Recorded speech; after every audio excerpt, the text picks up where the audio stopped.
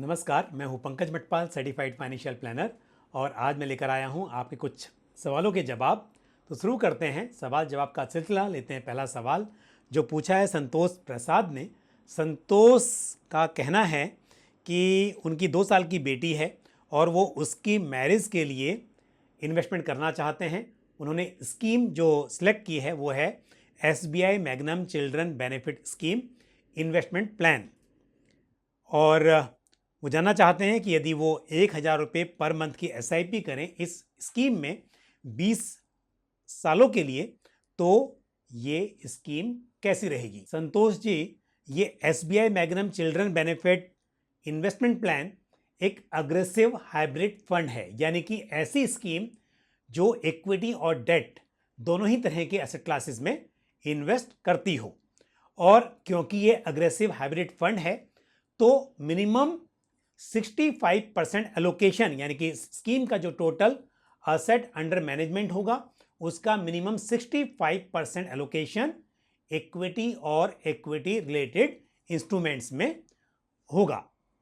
अब यदि आप 20 साल की बात कर रहे हैं तो उस हिसाब से आप एक डाइवर्सिफाइड इक्विटी फंड में भी इन्वेस्ट करने पर विचार कर सकते हैं, क्योंकि लॉन्ग टर्म में इक्विटी में ग्रोथ की बेटर संभावना रहती है।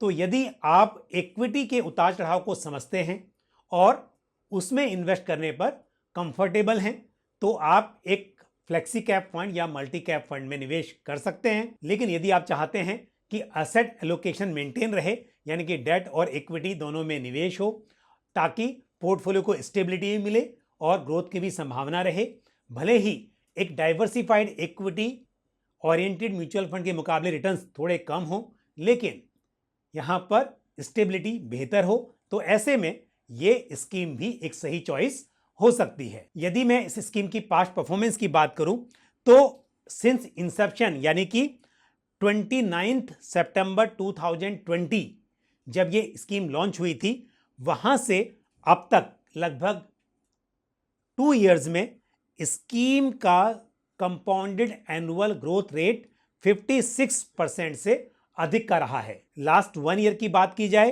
तो स्कीम 18% से अधिक का रिटर्न डिलीवर करने में कामयाब रही है, और यह मैं बात कर रहा हूं 2 सितंबर 2022 की NAV के आधार पर। अब क्योंकि ये चिल्ड्रन बेनिफिट प्लान यानी कि एक सॉल्यूशन ओरिएंटेड प्लान है, यहां पर 5 इयर्स का लॉक इन है। हालांकि इन 5 इयर्स के बीच यदि आप रिडीम करना चाहें तो एग्जिट लोड के साथ ये करना संभव हो पाएगा। तो सॉल्यूशन ओरिएंटेड फंड की कैटेगरी में यदि हम अग्रेसिव हाइब्रिड फंड को ध्यान में रखते हुए बात करें तो ये स्कीम एक सही चॉइस हो सकती है। अब बढ़ते हैं आगे, लेते हैं अगला सवाल।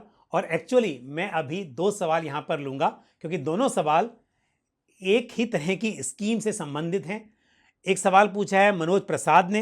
उन्होंने ये कहा है कि एक्सिस मिड कैप फंड और एक्सिस ग्रोथ अपॉर्चुनिटीज फंड, क्या ये दोनों स्कीम सही नहीं है? उन्होंने ऐसा लिखा है, तो शायद जानना चाहते हैं कि क्या दोनों स्कीम सही हैं। और साथ ही सुरेंद्र कुमार ने भी एक्सिस ग्रोथ अपॉर्चुनिटीज फंड को लेकर सवाल पूछा है कि क्या ये स्कीम दूसरी कंट्रीज में लिस्टेड स्टॉक्स में इन्वेस्ट करती है। तो इन दोनों प्रश्नों का उत्तर मैं एक साथ दूंगा। पहली बात, ये दोनों ही स्कीम, यदि हम बात करें एक्सिस मिड कैप फंड की, एक मिड कैप फंड है और मिड कैप कैटेगरी में ये एक वेल परफॉर्मिंग स्कीम है। साथ ही एक्सिस ग्रोथ अपॉर्चुनिटीज फंड ये एक large and mid cap fund है, ये भी अपनी कैटेगरी का एक अच्छा फंड है। तो बिल्कुल लॉन्ग टर्म के नजरिए से इन स्कीम्स में इन्वेस्ट किया जा सकता है। हालांकि क्या दोनों स्कीम में इन्वेस्ट करना चाहिए या फिर सिर्फ एक्सिस ग्रोथ अपॉर्चुनिटीज फंड में, क्योंकि एक्सिस ग्रोथ अपॉर्चुनिटीज में आपको लार्ज एंड मिड कैप दोनों तरह के स्टॉक्स में एक्सपोजर मिल जाता है, तो अलग से मिड कैप फंड ऐड करने की कितनी जरूरत है ये वेरी करेगा one investor to another investor. तो जहां तक सवाल है एक्सिस ग्रोथ अपॉर्चुनिटीज फंड के इंटरनेशनल स्टॉक्स में एक्सपोजर का, तो मैं आपको बता दूं कि इसके करंट पोर्टफोलियो में माइक्रोसॉफ्ट और गूगल के शेयर्स हैं। और अब बढ़ते हैं आगे, लेते हैं अगला सवाल जो पूछा है ज्ञानेश गुप्ता ने। ज्ञानेश ने बताया है कि उनकी risk taking capacity very high है और कुछ स्कीम्स में उन्होंने इन्वेस्ट किया हुआ है। UTI dynamic bond fund, quant infrastructure fund, Canara Robeco small cap, axis small cap, पारंपरिक flexi cap, quant small cap, और जानना चाहते हैं कि 25 साल के नज़रिए से ये कैसा पोर्टफोलियो है। ज्ञानेश, आपका नज़रिया काफ़ी लंबा है और आपने बताया है कि आपका रिस्क एपेटाइट भी अच्छा है, लेकिन फिर भी मैं आपको ये कहूँगा कि आपको एक डाइवर्सिफाइड पोर्टफोलियो मेंटेन करना चाहिए, यानी कि आपको large cap, mid cap, small cap, सभी तरह के मार्केट कैप वाले स्टॉक्स या उस तरह के स्टॉक्स पर बेस्ड फंड्स की मैं बात कर रहा हूँ, वहाँ पर आपको इन्वेस्ट करना चाहिए। लेकिन आपके पोर्टफोलियो में एक इंफ्रास्ट्रक्चर फंड है जो कि एक थीमेटिक फंड है, और साथ ही आपने 3 स्मॉल कैप फंड्स यानी कि कैनरा रूबिको, एक्सिस और क्वांट, 3 स्मॉल कैप फंड में इन्वेस्ट किया है। मेरे हिसाब से एक स्मॉल कैप फंड काफ़ी है पोर्टफोलियो में। ज़्यादा इन्वेस्टमेंट आपको डाइवर्सिफाइड फंड्स जैसे कि लार्ज एंड मिड कैप या मल्टी कैप या फिर आप फ्लेक्सी कैप फंड में निवेश कर सकते हैं। तो स्कीम्स जो भी आपने सेलेक्ट की हैं वो सभी अच्छी हैं। इवन यदि मैं आपके डेट फंड की बात करूं तो वो स्कीम भी ठीक है, लेकिन सिर्फ मेरा कहना यह है कि आपको थोड़ा सा जो एलोकेशन है उसको ठीक करना चाहिए। तो अब आप यदि कोई नया निवेश करें तो आप स्मॉल कैप में बढ़ाने की बजाय लार्ज कैप और मिड कैप में निवेश को बढ़ाएं, ताकि आपके पोर्टफोलियो में रिस्क रिवार्ड रेशो सही रहे। और अब लेते हैं आज का आखिरी सवाल जो पूछा है मोहित यादव ने। मोहित का कहना यह है कि यदि कोई म्यूचुअल फंड स्कीम पहले अच्छा परफॉर्म कर रही हो लेकिन बाद में ना करे और आप सोचें कि वहां से आप स्विच कर दें किसी दूसरी स्कीम में, तो क्या कंपाउंडिंग पर इसका असर पड़ेगा? तो मोहित, जब आप किसी स्कीम में निवेश करते हैं और वहां से स्विच करते हैं तो अल्टीमेटली आप इन्वेस्टेड तो हैं, सिर्फ स्कीम चेंज हो रही है।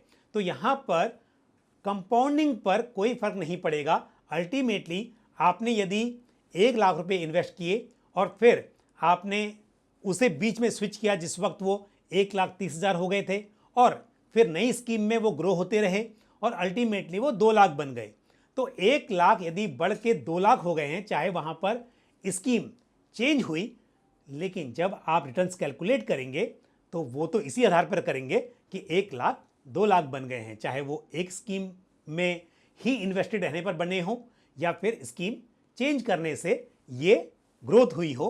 तो इसके लिए कभी भी स्कीम चेंज करने से आपकी कंपाउंडिंग की जो कैलकुलेशन है उस पर कोई असर नहीं पड़ेगा। हाँ, ये जरूर हो सकता है कि यदि कोई स्कीम परफॉर्म नहीं कर रही थी और आप वहां से निकलकर किसी बेटर परफॉर्मिंग स्कीम में स्विच आपने कर लिया, आप वहां पर चले गए और वहां पर रिटर्न्स बेटर हो गए, तो इसका मतलब आपको बेटर CAGR देखने को मिलेगा इसके कंपैरिजन में कि यदि आप एक अंडर परफॉर्मिंग स्कीम में बने रहते और फिर वहां पर आप अपने रिटर्न्स कैलकुलेट करते।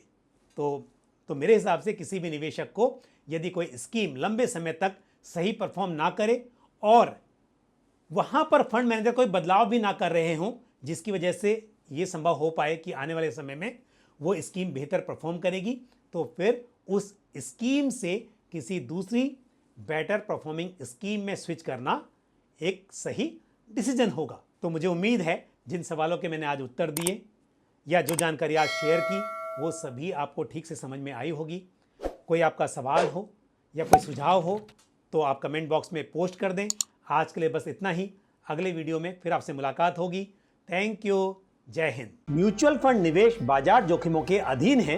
योजना से संबंधित सभी दस्तावेजों को ध्यान से पढ़ें।